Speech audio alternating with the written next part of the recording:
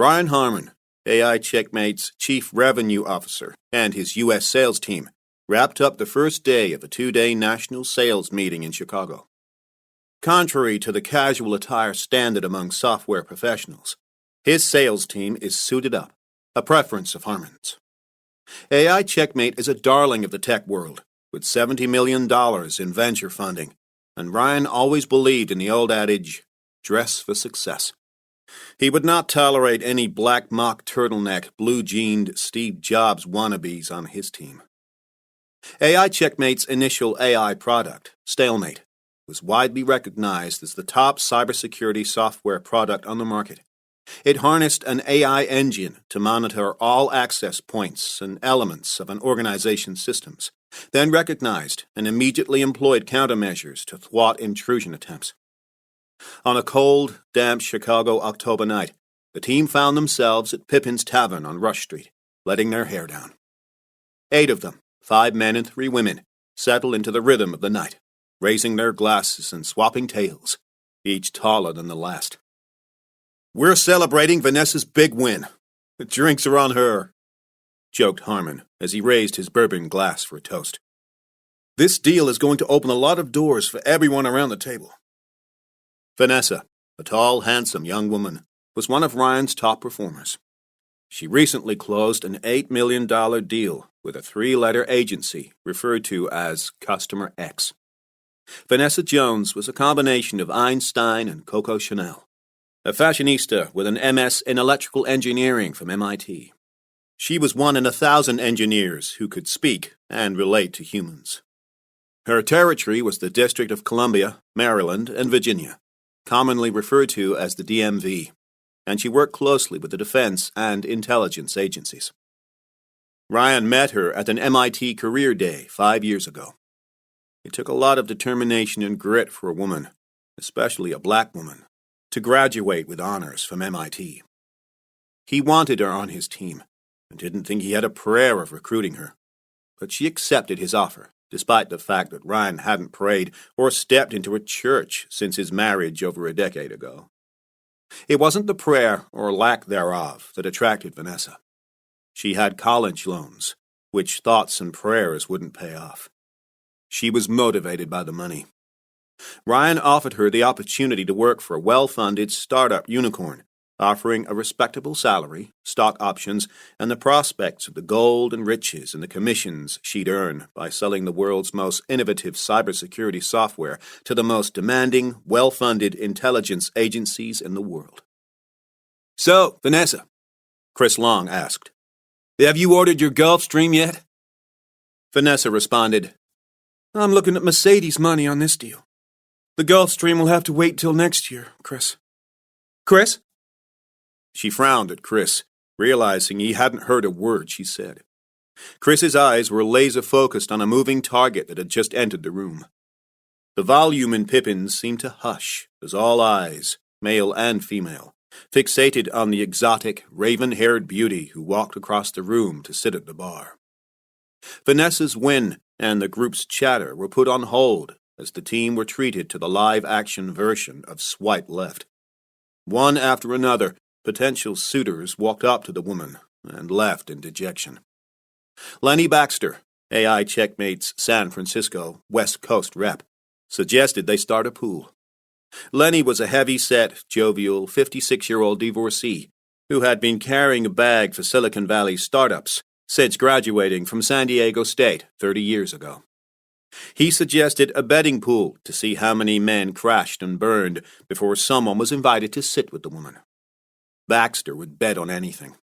He once proposed that Ryan and he bet if the next bird to take a crap on a car would be a pigeon or a seagull.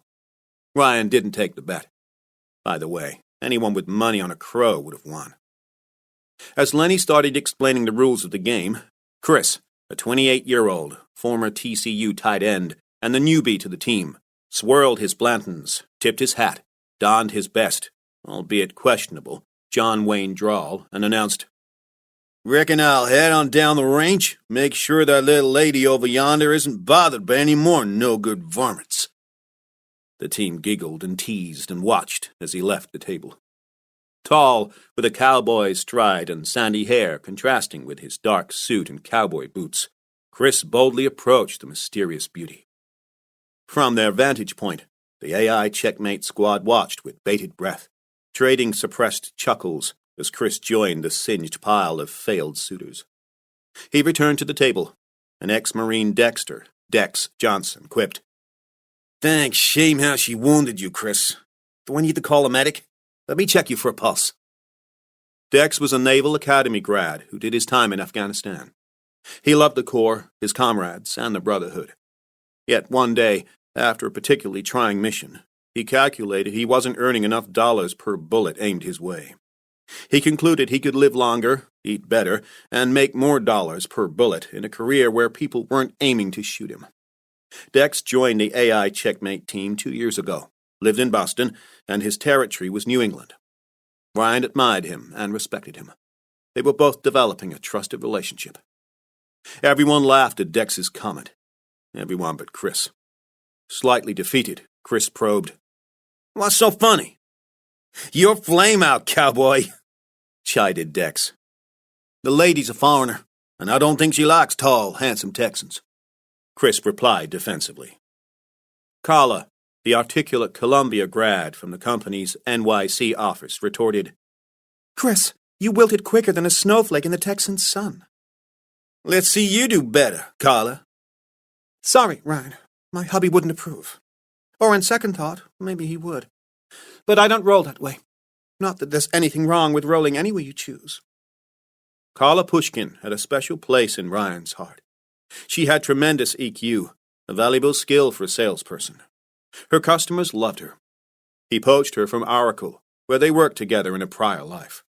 Her territory was New Jersey, New York, Pennsylvania, and Connecticut. Like Vanessa, she was overeducated for her role.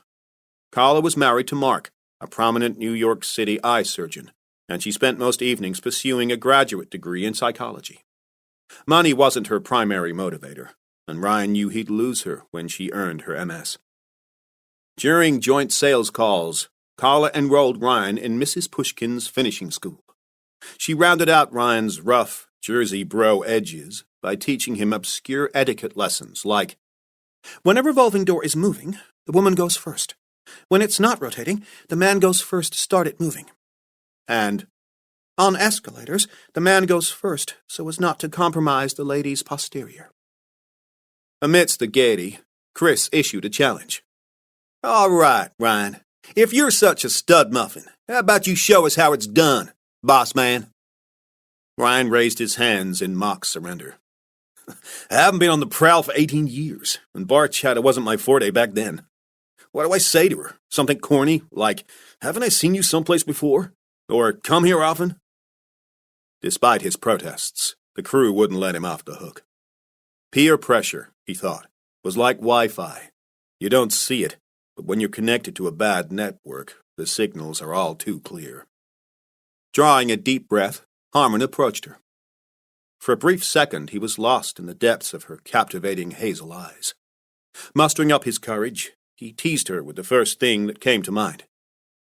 "Buy me a drink?" She arched an eyebrow. "Isn't it the other way around? Aren't you supposed to buy me a drink?" Ryan noticed a slight Eastern European accent, then grinned, and relying on the quick-thinking improvisation skills that had served him so well in business, he responded, "I wouldn't want to do that to you." "Do what?" she asked with a curious smile. "Well, if I buy you a drink, we'd chat and laugh. I'm funny and a likable guy. I'd buy you another drink, we'd laugh some more, and after a few more rounds, I'd ask you to join me in my room up at the Drake. You'll be a little drunk, you'd feel tipsy and obligated. I wouldn't want to put you in that position." She playfully narrowed her eyes. "All right, cowboy. I'll buy you a drink." Now Ryan's smile turned devilish as he figured out what to say next. "No, forget it. I don't want your drink." "Wait, what? What now?" And he calmly explained. "You see, you'll buy me a drink. We'll laugh, have another drink, and pretty soon—" He was cut off as she grabbed him by the tie and pulled him until they were nose to nose. "You're on the move, funny boy." Before Ryan could say another word, a rush of familiarity washed over him. The petite and feisty Carla was by his side, planting a peck on his cheek. "Honey, we need to get home. We only have the babysitter till 11. This statement, though a playful jest, served as a stark reminder. Ryan's thoughts immediately drifted to Phoebe, his 10-year-old daughter. The evening's escapade might have to wait for another lifetime. As they walked away, Carla said to him, "You look like you needed some help there." He looked into Carla's warm brown eyes, took a moment, and said, "Thank you for bailing me out.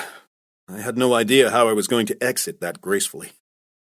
Carla smiled and replied, "I knew you weren't going home with her. That's not who you are." Ryan wasn't so sure about that, as he thought, I didn't enter that little chit-chat thinking it would lead anywhere. But that was close to the first time I ever thought I might cheat on Amy. Who knows where it would have gone if Carla hadn't pulled my ass out of the fire. The moment the AI Checkmates team left Pippin's, the beautiful raven-haired temptress seated at the bar removed her mobile phone from her purse, dialed an international number, and said, "Almost, but not yet. I'll try again later tonight."